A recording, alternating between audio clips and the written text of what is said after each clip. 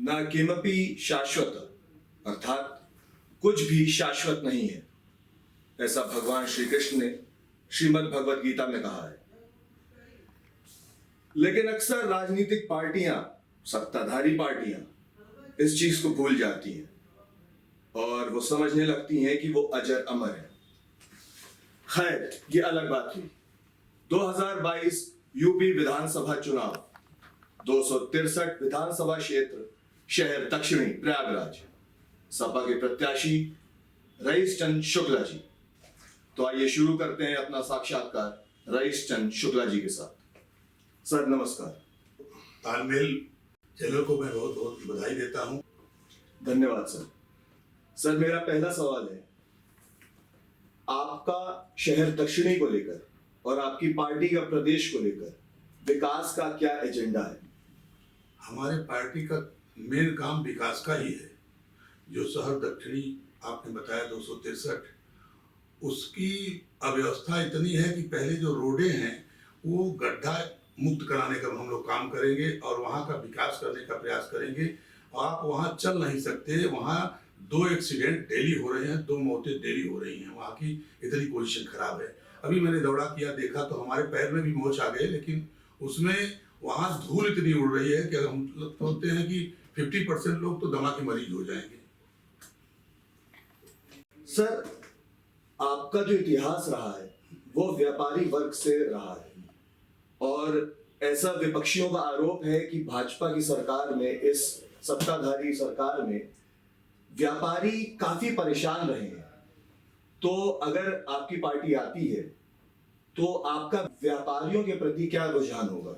हम एक स्वयं व्यापारी हैं और मैं आपसे ये बता रहा हूं कि हमारे राष्ट्रीय अध्यक्ष माननीय अखिलेश यादव जी का सबसे बड़ा नारा यही है कि सबका विकास करने के लिए वो सोच रहे हैं। व्यापारी का, किसान का, मोची का, नाई का, हर व्यक्ति के विकास के लिए बात वो सोच रहे हैं। और राष्ट्रीय अध्यक्ष का ये मेन काम है कि वो सबसे पहले विकास की बात कर रहे हैं। हर मोहल्ले में, मोहल्ले वाइज हम लोग गरीबों के लिए 10 रुपए थाली खाना उपलब्ध कराएंगे।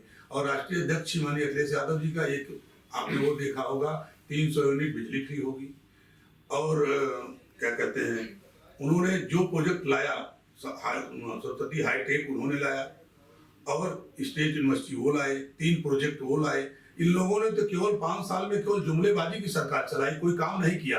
आप चले जाए शहर दक्षिणी को देखिए तो मालूम होता कि आप विधायक नाम की कोई चीज ही नहीं है। उन लोगों ने केवल अपने विकास की बात सोचा, दूसरे की विकास की कोई बातें नहीं सोचा है। आपके सामने बीजेपी के प्रत्याशी और सिटिंग एमएलए नंद गोपाल नंदी हैं। उनका भी इतिहास व्यापारी वर्ग का ही रहा है, आपका भी इतिहास व्यापारी वर्ग से ही है। तो ऐसे में सर कितना मुश्किल हो जाता है मतदाताओं को अपनी ओर आकर्षित करना? सर आपको मालूम है कि नहीं मालूम है, इसके विषय में तो मुझे जानकारी आपकी नहीं है। लेकिन उन्होंने जब पहला चुनाव लड़ा तो उनके पास 5 करोड़ का कर्जा था। जब दूसरा चुनाव आया तो 100 करोड़ उनके पास हो गया। ये कौन सी ऐसी व्यापार कर रहे हैं, कौन सा ऐसा व्यापार है? तो उन्होंने 1982 में मैंने व्यापार शुरू किया। आज इस स्थिति में है कि हम अच्छे खासी स्थिति में हैं। तो ये कौन सा ऐसा व्यापार किए कि 7 ही साल में, 10 ही साल में ये 100 करोड़ के आदमी, 200 करोड़ के आदमी हो गए।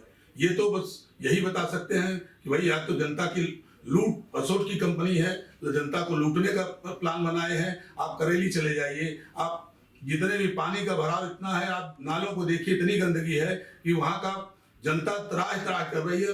आप इस समय जैसे सैलाब होता है, क्रांति आती है, कभी कभी हमने सुना था, मेरे फादर बताते थे कि जब देश आजाद हुआ था तो ऐसे लोग ही पागल हो गए थे। उसी तरह से एकदम इस तरह के लोग पागल हो गए हैं कि किसी तरह इस सरकार को हटाइए और दूसरी सरकार को लाइए। और एक बात और मैं आपसे कहना चाहता हूँ, हमारी सरकार माननीय राष्ट्रीय अध्यक्ष अखिलेश यादव जी की चीफ मिनिस्टर होने जा रहे हैं, ये सबको मालूम हो गया है। और इस जनता का जो सैलाब देख करके लगता है कि उनकी सरकार आने वाली है, चीफ मिनिस्टर होने वाले।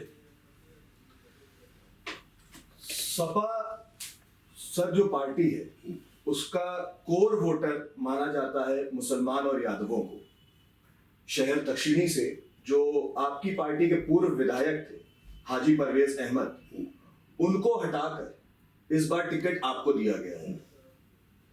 विपक्षियों का कहना है कि आप ब्राह्मण चेहरा आपको आपकी पार्टी प्रेजेंट करना चाह रही है, इस मुद्दे पर आपका क्या कहना है सर? पहली बात तो हमारी पार्टी का नाम ही है समाजवादी जी। वो समाजवादी सोच है, समाजवादी पार्टी है। वो मुसलमान, हेला, दहकार, कुशवाहा, कुर्मी, मतलब हर यादव, पंडित, हर लोग को लेके चलने वाली पार्टी है। हमारे राष्ट्रीय अध्यक्ष जी का मेन वो है कि हम सबको लेके चलेंगे, इसी का नाम है राष्ट्रवादी पार्टी, समाजवादी पार्टी जी। और आप हाजी परवेज की बात करते हैं, हाजी परवेज जी से पुकारते राय लेकर के हमारे राष्ट्रीय अध्यक्ष जी बैठे, सबसे जितने लोग मांग रहे थे सबसे राय लिया, राय सलाह ले करके तब उनको उन्होंने टिकट दिया। उन्होंने कहा नहीं इनको दिया जा सकता है। और देखिए बिना समीकरण का कोई चुनाव नहीं होता, समीकरण था इसलिए उन्होंने हमको टिकट दिया। आपकी बात से सर ये लग रहा है कि आपको टिकट देने के बाद सपा में कोई अंतर कलह नहीं है। बिल्कुल कल एक व्यक्ति नहीं नाराज है। इसमें भी विपक्ष की चाल है, इसमें भी विपक्ष की चाल है। वो 10 आदमी खड़ा करके 20 आदमी हड़ताल करा रहा है। आप ये देखिए, चाल तो देखिए, हर आदमी के घर में जबरदस्ती झंडा बनवा रहे हैं आप, हर आदमी के घर में। ऐसे इन्होंने क्या किया था आपको नहीं मालूम है, पिछले कई साल में इन्होंने सबका घर अपने मन से पुतवा दिया। ये प्रजातंत्र है, देश स्वतंत्र है, जिसका जो चाहे मन वो करे। लेकिन ये इतनी तानाशाही थोड़ी है कि जो चाहे वो करें आप। अब उनको तानाशाही हो गई है, उनको एक चीज की बहुत शौक है जी। नहीं, उनको शौक है वो लेकर सुरक्षा लेके चलने की शौक है, उसके बीच में रहने की शौक है। चाहे वो पूजा नहीं करते लेकिन पहले सुरक्षा की पूजा करते हैं, सुरक्षा मेरे पास हो। अच्छा वो कहते हैं लोगों से कि भैया अगर हमको नहीं देंगे तो हम मर जाएंगे, या काम है क्यों करेंगे आपको मार दिए जाएंगे? क्यों ऐसा कर्म कर रहे हैं जो आपको लोग मार दें? क्यों ऐसा आप काम कर रहे हैं जो आपको लोग मार दिया करें? हम तो हैं, अकेले चलते हैं, सिंगल चलते हैं, एक ड्राइवर एक मैं। हमसे तो अभी पूछा गया कि आपको गार्ड में, हमको गार्ड की कोई जरूरत नहीं। हम जब किसी का नुकसान नहीं करेंगे, आप पूरे शहर की बात में कर रहा हूं, पूरे इलाहाबाद नहीं 2-4 डिस्ट्रिक्ट जितनी है, तो एक आदमी आपको निकल के आवे बता दे कि रईस शुक्ला ने ऐसे नहीं ऐसे किया है। तो सर अपनी छवि आप स्वयं बनाइए, अपनी बनाइए। अब इतने दिन तो आप कर में थे, आज भी बैंकों में वो है, लेकिन अब ये लोग कहते हैं, हम तो कहते हैं, तो हमसे कल पूछा उन्होंने, धनंजय सिंह, ये उनकी जितने माफिया महारथी हैं सब इन्हीं की पार्टी में हैं, और कोई किसी पार्टी में माफिया। हमारे राष्ट्रीय अध्यक्ष जी अखिलेश यादव जी ने तो माफियाओं को टिकट ही नहीं दिया। आप इससे पहले भाजपा में थे, भाजपा से सपा में आए। कहते हैं कि भाजपा का जो चुनावी समीकरण रहता है वो बड़ा टाइट होता है उनका, तो आपको क्या फर्क दिख रहा है भाजपा और सपा के चुनावी समीकरणों में? समीकरण टाइट तब रहता है जब जनता उबलती है, तो बड़ी बड़ी चीजें बदल देती है, बड़ी बड़ी सरकार बदल देती है, बड़े बड़े लोगों को बदल देती है।